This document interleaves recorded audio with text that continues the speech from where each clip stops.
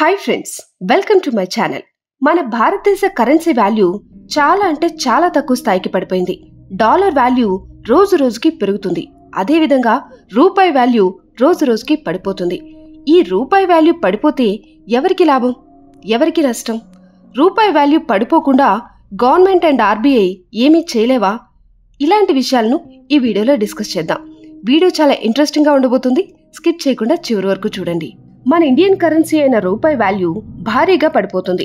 American డాలర్తో పోలిస్తే తక్కువ స్థాయి కంటే 85.20 వద్దకు పడిపోయింది. ఈ విషయాన్ని మన దేశంలో ఉన్న చాలా మందికి, ముఖ్యంగా కామన్ పీపుల్ పెద్దగా పట్టించుకోరు. కానీ దాని ఎఫెక్ట్ వాళ్ళపై ఖచ్చితంగా ఉంటుందని మనం తెలుసుకోవాలి. అసలు రూపాయి విలువ ఎందుకు పడిపోతుంది? దానికి గల కారణాలేంటి?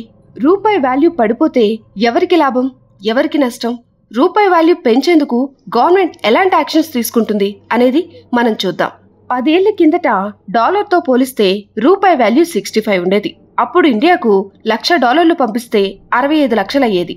కానీ ఇప్పుడు 85 లక్షలు అవుతుంది. అంటే 10 ఏళ్లలో 21 లక్షల వరకు పెరిగింది. రూపాయి పతనం అనేది భారతీయ జీవితాలపై పెద్ద ఎఫెక్టే చూపిస్తుంది. మన నిత్యావసరాల రేట్లు పెరిగిపోతాయి. పెట్రోల్, డీజిల్, మందులు, బంగారం, ప్లాస్టిక్, కెమికల్స్, ఎలక్ట్రానిక్ వస్తువులు, ఇలా అన్నింటి రేట్లు పెరిగేందుకు రూపాయి వాల్యూ తగ్గిపోవడంతో లింక్ ఉంది. అయితే వరల్డ్ వైడ్ గా వేగంగా గ్రోత్ అవుతున్న దేశాల సరసన భారత్ నిలుస్తున్నప్పటికీ రూపాయి వాల్యూ ఎందుకు పడిపోతుంది అనేది చాలా మందికి అర్థం కావట్లేదు. అసలు రూపాయి వాల్యూ పడిపోయేందుకు కారణాలేంటో మనం ఇప్పుడు చూద్దాం. రూపాయి వాల్యూ పడిపోయేందుకు ఎక్కువగా exports, imports, RBI loan policy, inflation, forex reserve, political stability, policy decisions, stock markets, interest rates, international geographical conditions, ఇలా చాలా ఫ్యాక్టర్స్ కారణమవుతాయి. మన దేశంలో వాడుతున్న పెట్రోల్, డీజిల్లో 88% ఇంపోర్ట్ చేసుకుంటున్నాం. ఒకవేళ ఇంటర్నేషనల్లీ అన్సర్టైనిటీ ఏర్పడి కాస్ట్ పెరిగితే ఆ ఎఫెక్ట్ మనపైనే ఉంటుంది. కొద్ది రోజులుగా ఆయిల్ ప్రైసెస్ పడిపోతున్నా ఇతర కారణాలతో రూపాయి పడిపోవడం వల్ల దేశీయంగా పెట్రోల్, డీజిల్ ప్రైసెస్ తగ్గలేదు. మరో ముఖ్య కారణం ఏంటి అంటే ఎక్స్పోర్ట్స్ అండ్ ఇంపోర్ట్స్. విదేశాలకు ఎన్ని ప్రొడక్ట్ అండ్ సర్వీసెస్ ఎక్స్పోర్ట్ అవుతున్నాయి, ఇతర దేశాల నుంచి ఏ స్థాయిలో ఇంపోర్ట్ అవుతున్నాయి అనే వాటి మధ్య తేడానే ట్రేడ్ ఎఫెక్ట్ అంటారు. ప్రస్తుతం మన దేశ ట్రేడ్ ఎఫెక్ట్ $20.78 బిలియన్ గా ఉంది. వీటితో పాటుగా అమెరికన్ డాలర్ ప్రపంచమంతా రిజర్వ్ కరెన్సీగా ఉంది. ఏదైనా అన్సర్టైనిటీ ఏర్పడినప్పుడు మన దేశం దగ్గర డాలర్స్ ఎక్కువగా ఉంటే ఆ దేశీయ కరెన్సీ వాల్యూ ఎక్కువగా ఉంటుంది. ఈ మధ్య కాలంలో డాలర్ వాల్యూ భారీగా పెరిగింది. దీంతో ఇండైరెక్ట్లీ రూపాయి వాల్యూ మరింత పడిపోయింది. మన ఇండియన్ స్టాక్ మార్కెట్స్ నుంచి ఫారెన్ ఇన్వెస్టర్స్ ఫండ్స్ మూవింగ్ తో ఇది పడిపోతుంది. అదే రూపాయి విలువ పడేందుకు ఒక కారణమవుతుంది.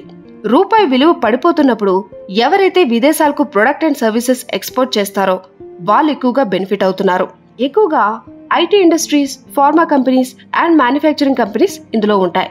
వీళ్ళు డాలర్స్ లోనే డబ్బులు తీసుకుంటారు. రూపాయి వాల్యూ తగ్గితే వారికి ఎక్కువగా లాభాలు వస్తాయి. అలాగే విదేశాల్లో ఉన్న ఎన్ఆర్ఐలు కూడా బెనిఫిట్ అవుతున్నారు. భారత్ కి డబ్బు పంపించినప్పుడు ఎక్కువ మొత్తంలో వాళ్ళు తీసుకుంటారు. రూపాయి పడిపోతే దేశంలో ఉన్న సామాన్యులంతా డైరెక్ట్లీ ఆర్ ఇండైరెక్ట్లీ ఎఫెక్ట్ అవుతున్నారు. క్రూడ్ ఆయిల్ కోసం డాలర్స్ లో చెల్లించాలి, అప్పుడు ఎక్కువ డబ్బు కట్టాలి. దీంతో కంపెనీలకు నష్టాలు పెరిగి రేట్లు పెంచాలని గవర్నమెంట్ పై ఒత్తిడి చేస్తాయి. దాంతో నష్టాలు భరించలేక గవర్నమెంట్ ఓకే చెప్పేస్తుంది. దీంతో పెట్రోల్, డీజిల్, గ్యాస్ రేట్లన్నీ పెరుగుతున్నాయి. దాని ఎఫెక్ట్ మన నిత్యావసరాల వస్తువులపై పడుతుంది. ఇదంతా ఒకదాంతో ఒకటి కనెక్ట్ అయి ఉంటాయి. దీంతో మొత్తం ప్రైసెస్ అన్ని పెరుగుతున్నాయి. అందుకే మొదటి దెబ్బ కామన్ పీపుల్ పైనే ఉంటుంది. ఇది ఇండైరెక్ట్ గా ఇంట్రెస్ట్ రేట్ పెంచేందుకు కారణమవుతుంది. అప్పులు తీసుకున్న వారు ఎక్కువగా వడ్డీలు కట్టాల్సి వస్తుంది. విదేశాల నుంచి వచ్చే ఫోన్లు, కెమెరాలు, ఇంకా అదర్ ప్రొడక్ట్ ప్రైసెస్ కూడా పెరుగుతాయి. ఇక మనం ఫారెన్ కి ట్రావెల్ చేయాలంటే కూడా చాలా ఎక్కువగా ఖర్చు అవుతుంది. ఈ విధంగా రూపాయి వాల్యూ పడిపోతుంటే మన గవర్నమెంట్, ఆర్బీఐ ఏం చేయలేవా అని అనుకుంటున్నారా? గ్లోబలైజ్డ్ ఎకానమీలో డిమాండ్ అండ్ సప్లైకి ఫస్ట్ ప్రియారిటీ ఉంటుంది. ఆయా దేశాల సెంట్రల్ బ్యాంక్స్ పాత్ర ఇక్కడ లిమిటెడ్ గా పనిచేస్తుంది. గతంతో పోలిస్తే భారత్ మంచి స్థాయిలోనే ఉంది. కానీ అది రూపాయి వాల్యూ పడిపోవడాన్ని మాత్రం అడ్డుకోలేకపోతుంది. ఫారెక్స్ రిజర్వ్స్ దేశంలో $700 బిలియన్ ఉన్నాయి. ఏదైనా అన్సర్టైనిటీ ఏర్పడితే దేశానికి, రూపాయికి డ్యామేజ్ గా మారతాయి. మార్కెట్లో డాలర్ డిమాండ్ పెరిగిపోయి రూపాయికి ఇబ్బంది వస్తున్నప్పుడు మాత్రమే రిజర్వ్ బ్యాంక్ డాలర్స్ ను సెల్ చేసి పరిస్థితిని కంట్రోల్ చేసే ప్రయత్నం చేస్తుంది. అయితే ఆ నిర్ణయం ఫారెక్స్ రిజర్వ్స్ పడిపోయేందుకు కారణమవుతుంది కాబట్టి ఆర్బీఐ ఆచితూచి అడుగులు వేస్తుంది. సాధ్యమైనంత వరకు ఫారిన్ ఫండ్స్ దేశంలోకి వచ్చేలా చూసుకోవాలి. ప్రొడక్ట్స్ అండ్ సర్వీసెస్ కి సంబంధించి ఎక్స్పోర్ట్స్ పెరిగేలాగా గవర్నమెంట్ యాక్షన్ తీసుకోవాలి. అలాగే క్రూడ్ ఆయిల్ ఇంపోర్ట్స్ పై డిపెండ్ అవ్వడాన్ని తగ్గించాలి. గవర్నమెంట్ ఆ దిశగా ఎప్పటికప్పుడు రీఫార్మ్స్ తీసుకొస్తూనే ఉంటుంది. అలా చేసినప్పుడు మాత్రమే రూపాయి వాల్యూ పతనం అవ్వకుండా ఆపడానికి ప్రయత్నించొచ్చు. చూసారుగా friends, I hope you like this video. Please share with your friends and family members. And అలాగే మన ఛానల్ ని సబ్స్క్రైబ్ చేయనట్లయితే ఇప్పుడే ఛానల్ ని సబ్స్క్రైబ్ చేసుకోండి. బెల్ ఐకాన్ ని కూడా ఆన్ లో పెట్టుకోండి. అప్పుడు మాత్రమే మేం చేసే వీడియో నోటిఫికేషన్స్ మీకు వస్తాయి. Thanks for watching.